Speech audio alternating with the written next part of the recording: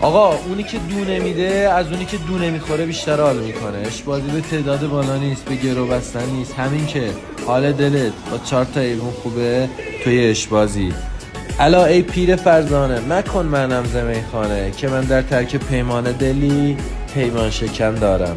سلامتی اون اشبازایی که این عشق پاک تو سینه‌شونو هیچ وقت نتونستن ترکش کنن.